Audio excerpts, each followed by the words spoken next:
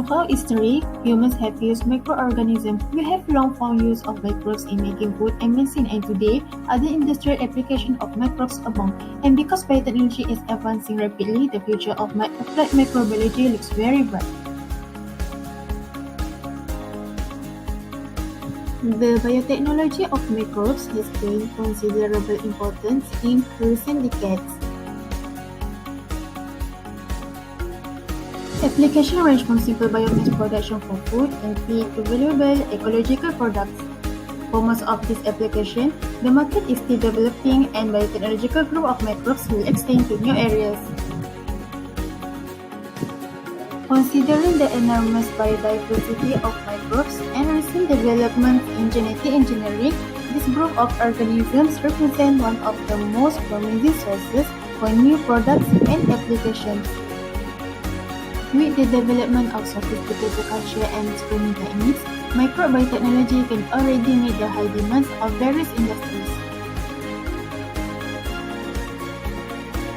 As the time passes by, more and more discoveries are being revealed. Because of this, many problems arise and forcing them to think way out to solve the problems. So, in this video, we will bring out 3 crucial discoveries that scientists come up with to solve a few of modern life problems, which is biofuels, simple organic compounds, and antibiotics. First, biofuel. Biofuel can be made from algae that can make various oil molecules that are similar to commercial oils. In order to achieve this, scientists test all sorts of algae strains and genetically engineering it to match fuel molecules. This can be done by increasing the output, raw at higher temperature to speed up the reaction rates. As a result, their oils can be processed at existing plants and sold at regular gas stations. Algae are highly productive and if you produce greater volume of biofuel per acre for production are much greater than other sources, and this will lower the concentration of greenhouse gas CO2, which can cause increasing in global temperature. Another source for biofuel is ethanol, which is also being used in the manufacture of antifreeze, dyes, detergent, cosmetics, and many more.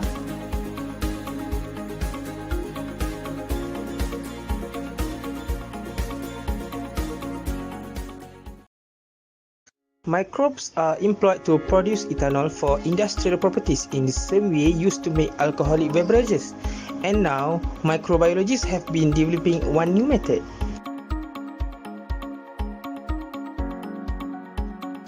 In one method, cellulose is extracted from wood, digested to sugar and fermented by thermophilic Clostridia. At higher temperature, the metabolic rates of this microorganism are higher than other fermenters, so they produce alcohol at a more rapid rate. In another method, the bacterium Zymomonas mobilis are used, which ferments the sugars twice as fast as the yeast can. The yeast, Pachisolan tanophilus, produce relatively large quantities of alcohol from 5 carbon sugars. This is significant because grain products contain both 5 and 6 carbon sugar. So, making alcohol that use yeast only 6 carbon sugar fail to extract a significant amount of energy from the grain. Thus, the energy obtained from the 6 carbon sugar in the alcohol is approximately equal to the energy required to produce it. Extracting sugar from both 5 and 6 carbon sugar would be more economical. Simple organic compounds can be manufactured with the aid of microorganisms. The use of microorganisms and microbial synthesis can be used in raw material, solvent, fermentation, lubricant, food and cosmetic industry. Simple organic compounds are usually solvent and organic acids. For solvent, the examples are ethanol, butanol, acetone, and glycerol. For organic acids, the examples are acetic acid, lactic acid, and citric acid. Although for now microorganisms are not commonly used to make these substances, microbial synthesis will become economically feasible as the cost of raw materials from petroleum increases, especially if organisms can be genetically programmed to increase their productivity. Next, we move to solvents, which are included butanol, acetone, and glycerol. Clostridium acetobutylicum acting on starch or sugar to produce both butanol and acetone. Butanol had been used in brake fluids, resins, and gasoline additive, while acetone mainly used as solvent. Glycerol is made by adding sodium sulfite to a yeast fermentation. Sodium sulfite shifts the metabolic pathway so that glycerol is the main product and not alcohol. Glycerol has been used as a lubricant and as an emollient in variety of foods, toothpaste, cosmetic products, and papers. Next, we move to organic acids, which consist of acetic acid, lactic acid, and citric acid. First, acetic acid. Out of all organic acids that made by microorganisms, acetic acid or vinegar is used in the greatest volume in the manufacture of rubber, insecticides, plastic, photographic material, and pharmaceuticals. Vinegar can be produced in three ways and sources. First, acetic acid bacteria oxidize ethanol to make vinegar.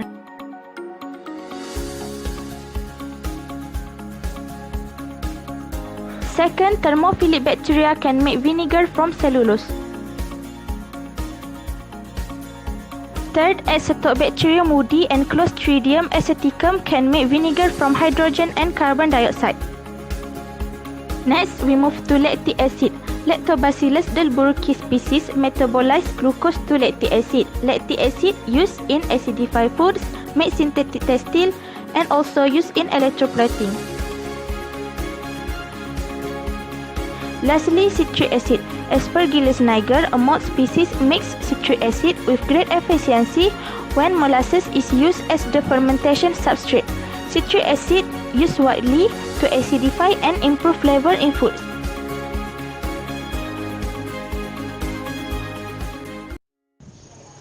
Antibiotic. The antibiotic industry came into being in 1940 with the manufacture of penicillin. Since then, industrial microbiologists had been working on finding out how to make organisms produce their own antibiotics. Thus, they discovered that the effective way is to induce mutation and then screen the progeny to find strains that produce more antibiotic than the parents.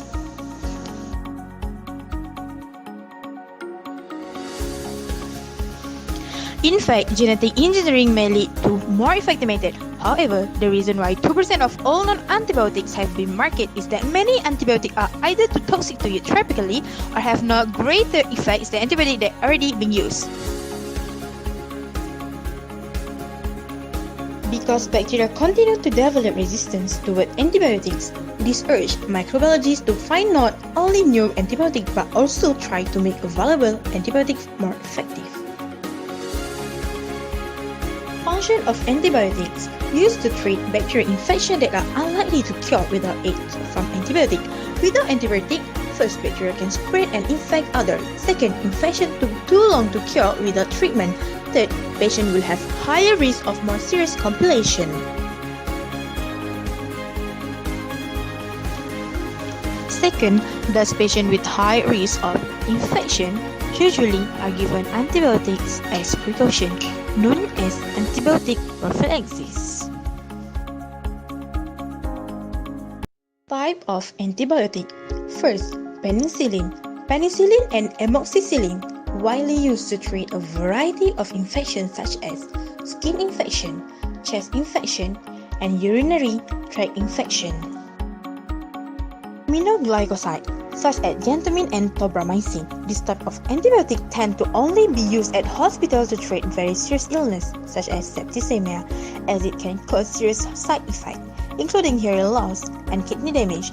They are usually given by injection, but also may be given as drug for ear and eye infection. macrolides such as erythromycin and clarithromycin. These types can be particularly useful in treating lung and chest infection, or as an alternative for people who have penicillin allergy or to treat penicillin-resistant strain of bacteria. In some cases, such as before surgery, antibiotics are used to prevent infection.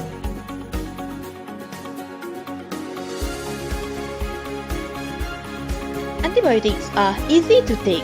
Most antibiotics are oral medication. However, your doctor may decide to give you injection if it is imperative that the medicine gets into your system quickly. In animals, antibiotics are also being used as a treatment for animals that shows clinical signs of an infectious disease, metaphylaxis, to treat a group of clinically healthy animals and minimize an expected outbreak of a disease. Prophylaxis prevent those at risk from being infected, also work as growth promoter to boost the weight of. In conclusion, the development of biotechnology in microbes is as important as anything else. The examples that have been stated previously are just a tiny part of it, and it will not stop there. It will continue to grow and develop to ensure a better future for humans and other living things on Earth so that we can live in peace and harmony. Scientists will continue to work on these never-ending researches to unveil the opportunities to make the world a better place.